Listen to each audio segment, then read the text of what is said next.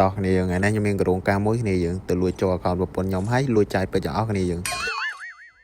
តោះឥឡូវគឺថាខ្ញុំចុចចូល Gmail សិនគ្នាចុចចូល Gmail ចូល Gmail ប្រពន្ធខ្ញុំអញ្ចឹងណាចូលផ្លុក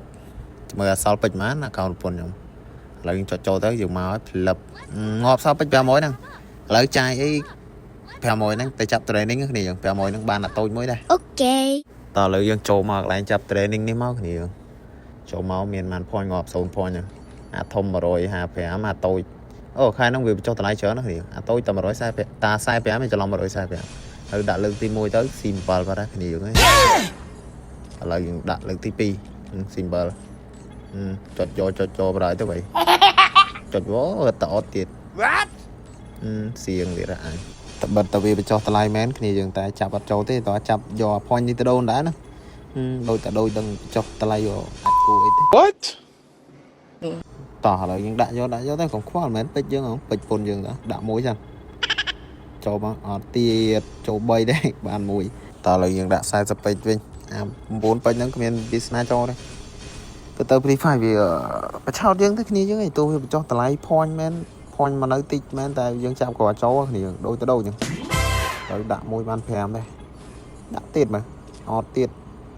ចុយយ៉ា point យើងលើសពីគ្រប់ហ្នឹងតែខ្ញុំចង់បានធំមកគ្នាយើងប្រហែលជាមិនបានទេគ្នាយើងមានតែទិញអាតូចហ្នឹងឯងគ្នាយើងតើឥឡូវយើងដាក់មួយសាកលបងគីឡូអាមួយយើងវាឲ្យអត់ទៀតមានអាតូចហ្នឹងគ្នាយើងអា45ហ្នឹងទិញអា45ហ្នឹងទៅសល់ point ទុកចាប់ខែក្រោយទៀតតើឥឡូវយើងទិញវាប្រហើយទៅគ្នាយើងផ្លឹបទិញតែមានលូតអីឲ្យលុយអត់ដាក់ទៅស្ងាត់ឈឹងតើចូលកន្លែង training នេះគ្នាតើឥឡូវចូលកន្លែង training ទៅឥឡូវលូតមកហើយ dead កប់សេរីជារួមវាដូចមុននេះ training យើងដាក់ភ្លាមបានឈុតស្រីភ្លាមតោះធំក៏ដាក់តូចក៏ដល់គ្នាដាក់ទៅដល់បានឈុតស្រីស្អាតដែរតាអា training នេះតែឈុតពោវាអត់តំណងឈុតស្រីបានអាវគ្នាអាវវាអែមណាអាវវាមានសัตว์តោងទៀតអែមកប់ស្រីប្រហើយតើឥឡូវយើងចាប់បានហើយយើងចូលទៅពាក់ទៅគ្នាមកកប់ប្រហើយអាវស្អាតដែរគ្នាតែសពុតវាអត់សូវស្អាតទេសពុតញ៉ៃពេកច្រើនជន់ពេក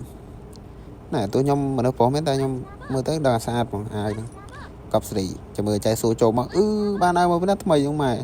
លយប្រហើយ